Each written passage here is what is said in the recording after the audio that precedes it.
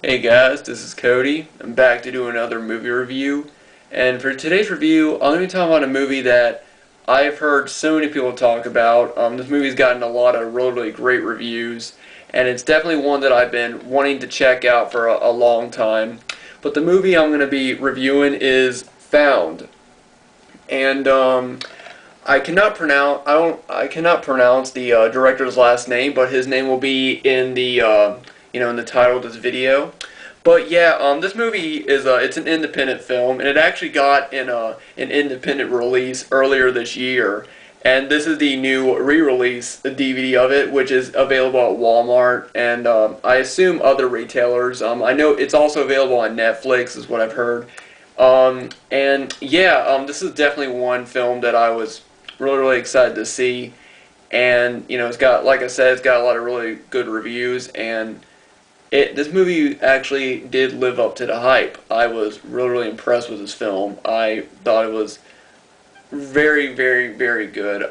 There's a lot of stuff going on, so I'm just gonna get to the main plot point. The film follows this young fifth grader named Marty, and that's a picture of him right there. And his older brother Steve, and they both live with their mother and their father. And from the beginning of the film, you can tell that there's something not right about Steve. In the beginning of the movie, Marty walks into Steve's bedroom, and you can tell that Steve is a huge horror movie fan. There are so many awesome horror posters all over his walls. Even when on the back of his bedroom door, there's a poster for the movie Popcorn, and there's just a shelf full of old VHS tapes and stuff. So you can tell that Steve is really big into horror. Marty is as well. But as Marty walks into his room, there's a voiceover, and Marty starts telling the audience that Steve has a decapitated head in a bag in his closet. And Marty actually goes over to Steve's closet, opens it up, and takes out a pair of gloves, and ends up taking out the head and, holding it and looking at it. And he talks about how Steve has had several heads in his closet already. He's had several African American female heads, and then he's had one white male head. It doesn't go into exactly what's the significance about the race until later on in the film, but when he takes out the head and he's looking at it, you can really tell he's not really affected by it. Like, he's not disturbed by it, he's not grossed out by it. He seems to accept it in some way. He seems to accept his brother and accept what he is doing. And, he's just looking at it, he's just got this sort of blank stare on his face. And he talks about that that it should be something that's really gross, but for him it's not. And that's when you can kind of get a bit of a detail about their relationship. But Marty, he is like a typical fifth grader. He's really big into horror films. In his bedroom, he's got a ton of horror movie posters.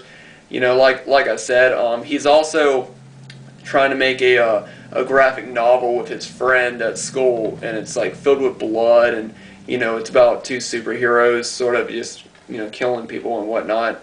His mother really does not like that Marty enjoys horror films. She thinks that it could cause him to do things. His father okay with it. However, he just looks at it as a phase. He says that every boy is fascinated with horror films and death and stuff like that, and that he'll eventually grow out of it.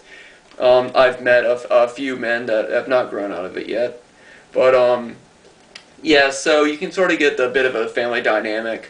You also know right off the bat that his father, that Steve, the older brother Steve, and the father do not get along very well. There's even one scene where they do have an argument, and the father does not think that Steve is doing anything with his life. He works at a factory. It doesn't explain I don't think it explains what factory he works at, but his father's getting on him about you shouldn't be working at a factory. That's no real job or whatever. And you can tell that this happens a lot because Marty and his mother are sitting there and they're sort of mouthing off, what the father and Steve are arguing about. So you can tell that they argue a lot, and you know that Steve, he's you can tell that a lot of him and his father do not get along. Steve seems very, very close-minded, close to himself. He keeps to himself, stays in his room a lot, but you can tell right off the bat he's got a lot of anger in him. And he's got a lot of, he got a lot of violence in him as well. But as the film goes on, you see Marty. You know that Marty's sort of a loner. He walks around a lot outside alone with his hood up and everything, and you can tell he gets bullied at school and a lot. There's even one point where he's at school and his boy comes in and calls him a faggot and stuff like that. And yeah, you can tell that he's not happy at school. He's not really happy with life.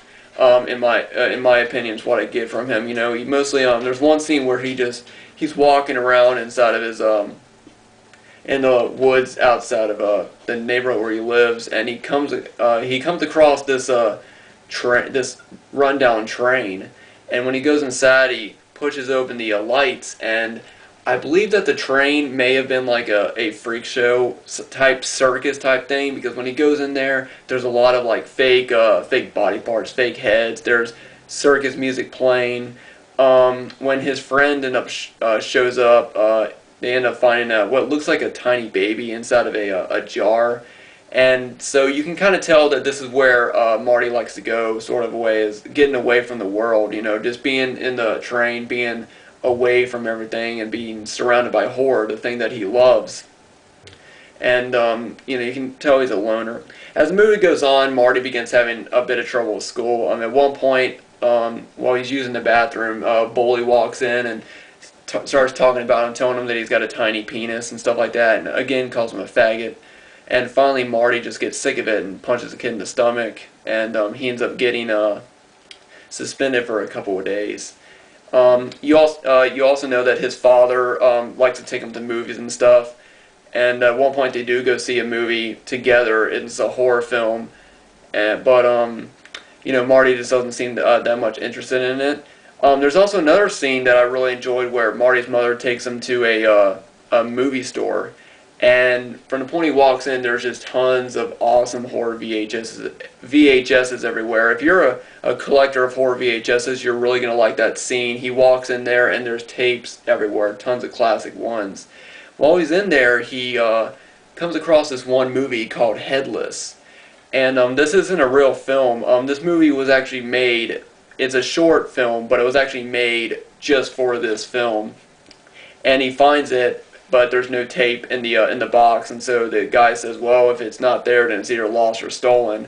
But Marty gets 2 tapes and goes home, and him and his friend who's working on the graphic novel with him, they stay up. He comes over and stays the night, and they stay up watching horror films. Then Marty asks Steve if he can get a movie from his collection.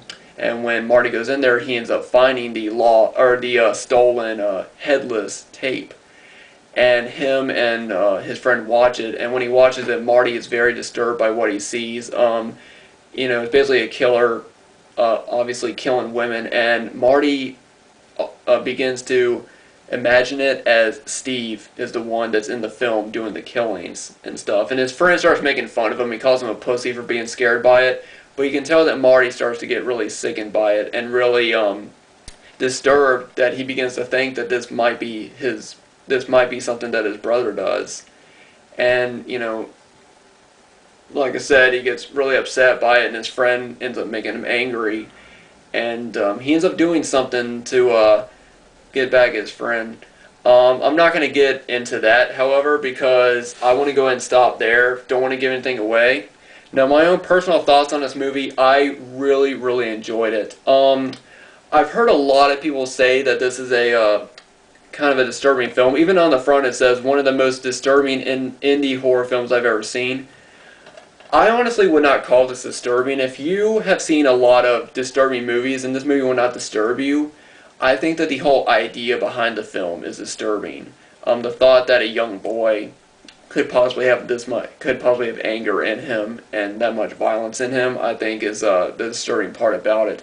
But I think this movie is really, really good, well acted. There's a lot of character development. It's actually a pretty slow movie until it gets going near the middle, but from what it is mostly character development. You learn a lot about Marty. You learn he's a loner. He's just doesn't like hardly anybody. Nobody talks to him at school because everybody thinks he's gay, as kids end up being. It's kind of sad because usually, when you see bullying like this, that usually happens maybe in high school, and it's kind of sad that he's in 5th grade and this is already happening. So even at such a young age, he feels like a loner, and you really feel him as a loner and everything. And he's really, really quiet, mostly has his hair in his eyes, and he's just like, just got a blank stare to him. So yeah, for the acting, I really, really thought the acting was great in this movie. You could really tell Marty was very, upset over life, and you can tell Steve has a lot of anger in him and a lot of violence, and you're not really sure what he's capable of. As far as Marty's, there's some everyone else does a good job acting wise. I think that Marty's friend could have done better, but at the same time, this was probably his first movie, so just the fact that he was able to get in front of the camera and be in the film, I think I give him props for that. So as far as the acting, I think all around everyone did a really good job. You can really all their characters are very believable and everything, and I really did enjoy that. There are some gory elements to this, and the gore does look really, really good. It's mostly in the scene when they're watching the film Headless, which, like I said, is a short film that was made for the movie. But the gore in it is really, really good. The blood is nice and dark, and yeah, it's just a really, really great film. The movie is very, very suspenseful as well, which I really did enjoy. There's a lot of independent movies. They try to be suspenseful, and some of them succeed, some of them fail. This is one that I definitely think succeeds in the suspense, because throughout the entire film, I was always wondering what was going to happen next, and I just really, really like the whole idea. I think it's a pretty realistic film in a way, because I can actually see a teenager just hating the world and then doing something horrible, and like I said, I'm not going to get into exactly what goes on near the end of the movie, but it's got a pretty good ending that you probably will not forget.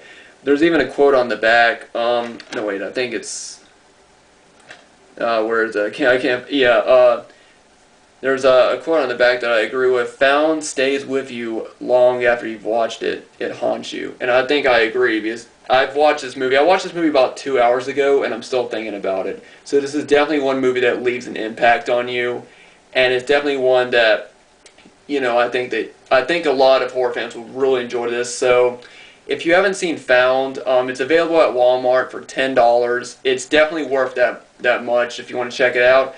I think it's also on Netflix. I've heard it's on Netflix. So yeah, if you want to check it out, I definitely recommend this one. Also, like I said, the short film that they did, Headless, for this movie is actually going to be made into an actual full-length feature, and it's the second film. I think it's I forget if this is the first film from the director, or I forget, so I apologize, but it's going to be the next film from the director. It's going to be the film Headless in a full-length movie. So if you're interested in checking that out, I'll leave a link down below to both the Found Facebook page and to the Headless Facebook page if you want to check out and follow the film, the film's process and the making of it. But yeah, like I said, guys, definitely recommend Found. If you're looking for something cool to watch in October that really gets under your skin, and it's a pretty good, creepy movie with some good gore, then this is definitely one I highly, highly recommend checking out.